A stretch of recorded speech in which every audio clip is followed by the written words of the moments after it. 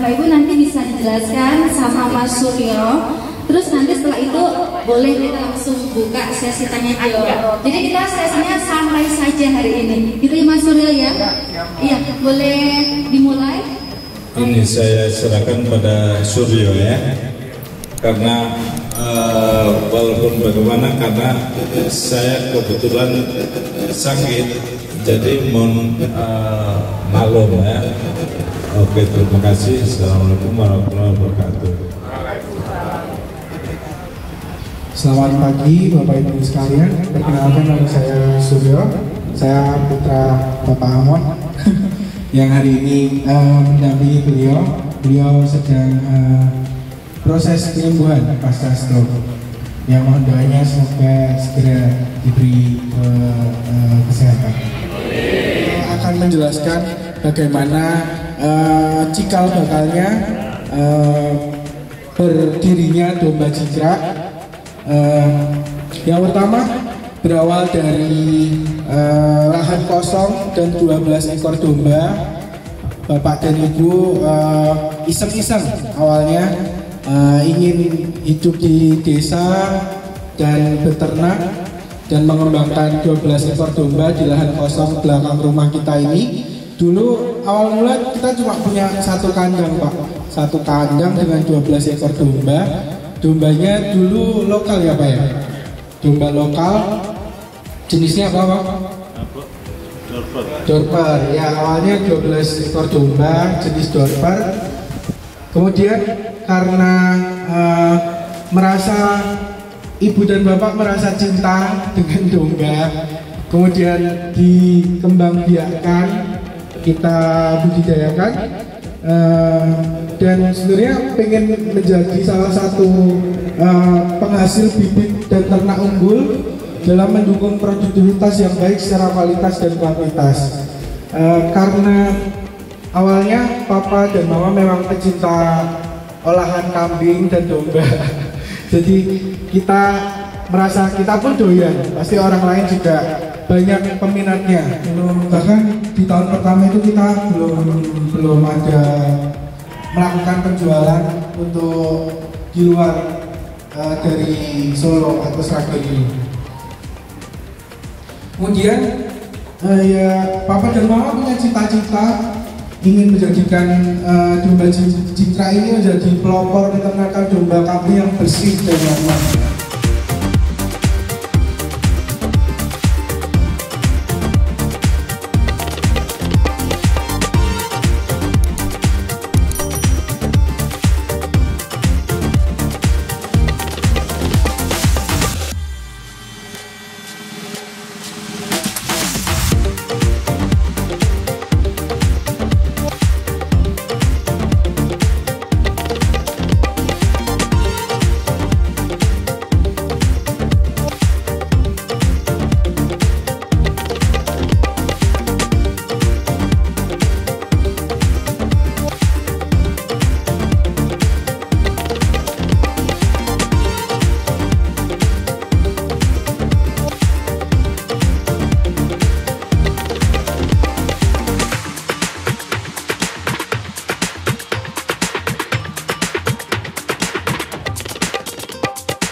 Bapak Ibu yang mau tanya-tanya, kita langsung sesi tanya jawab ya, langsung ke ownernya, ke orang yang benar-benar pengalaman. Ada siapa?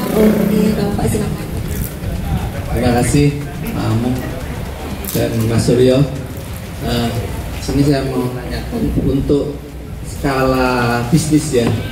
Itu satu APK itu untuk perhitungan efektifnya itu kira-kira bisa menangani berapa domba?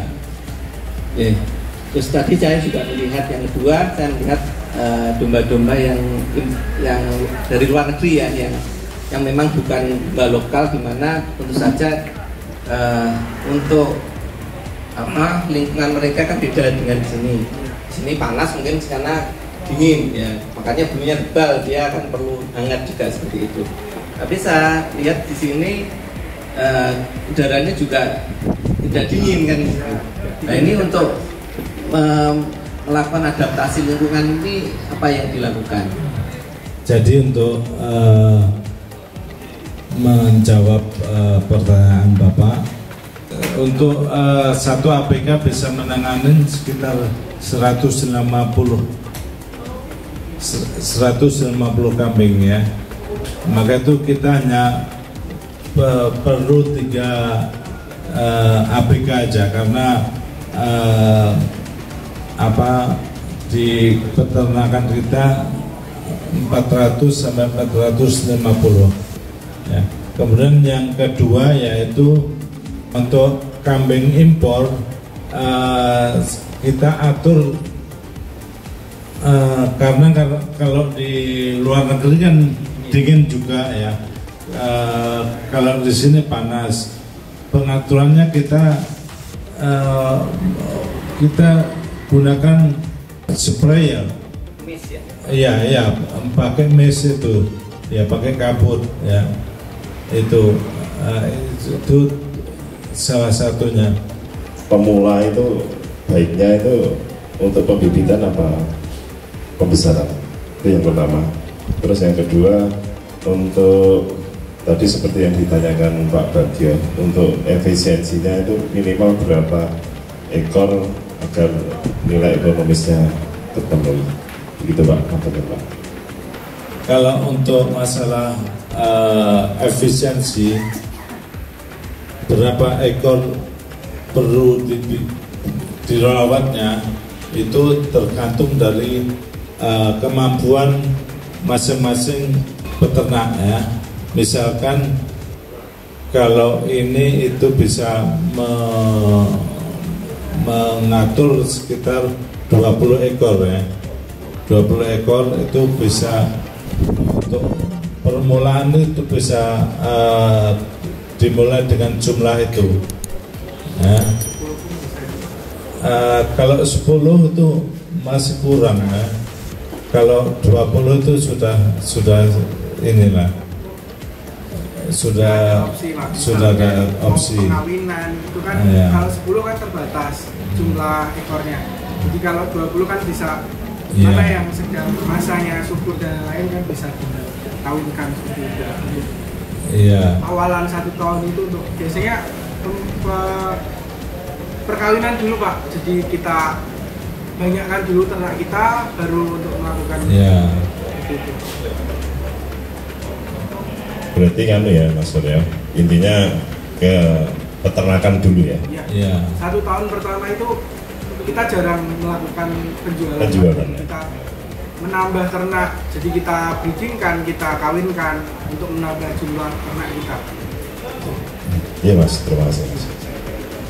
Itu kalau memang jadi sukses itu pasti ada kendala-kendalanya, tidak langsung bisa mulus kalau bisnis. Kira-kira di peternakan ini banyak kendala-kendalanya yang bisa kita minimalisasi supaya pemeliharaan maupun pembibitan maupun pembesarannya itu kita bisa meminimalisasi risiko yang biasanya itu kendala-kendalanya seperti apa. Jadi kita bisa tahu, oh ya kita kalau ini ternak ini seperti ini. Saya kira itu Bapak, terima kasih.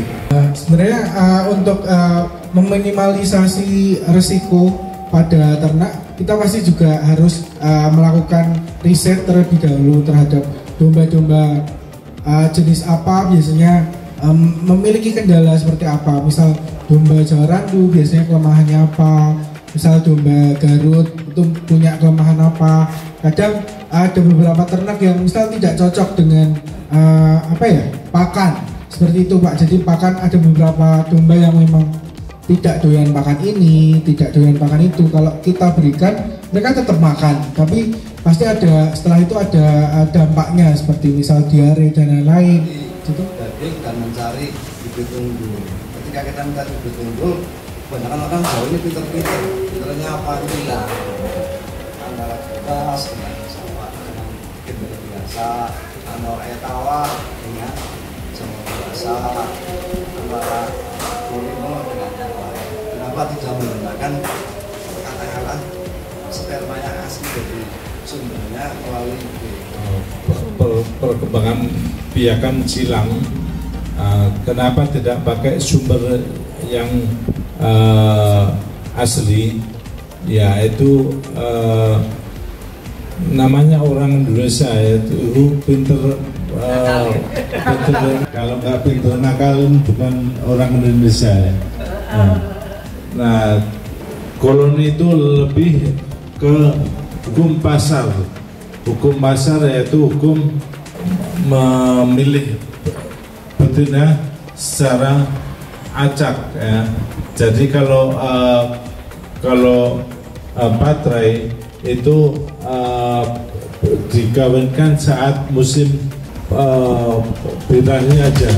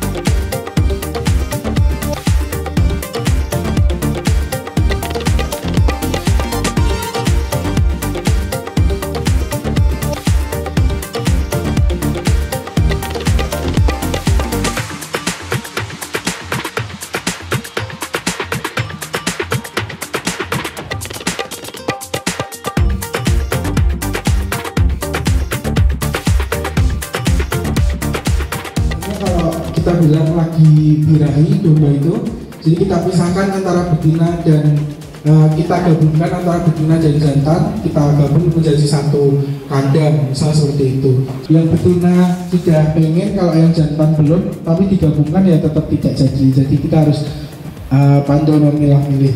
Gerak-gerak, ya sama kayak manusia ya.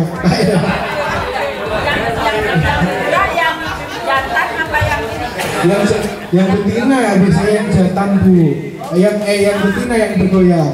Iya. Ya, betinanya bergoyang. Kalau yang jantan itu yang jantan biasanya kapan aja kalau jantan? Kapan aja? Iya, yang jantan biasanya kalau melihat yang betina seperti itu kan pasti iya, jadi bisa asalnya banget. Tanya Pak, apakah domba sama kayak hewan kucing anjing yang setiap bulan itu masa tubuhnya atau bagaimana? Iya, sebenarnya sama saja. Iya, sebulan sekali pasti kita breeding ya. Ya pasti kita pisahkan. Misal yang betina kayak kelihatan lu udah bulunya goyang-goyang nih, udah lama gak hamil, kita buka seperti itu. Hamilnya berapa bulan? Hamil 4 bulan deh. 4 bulan, ya cepat. Lebih cepat.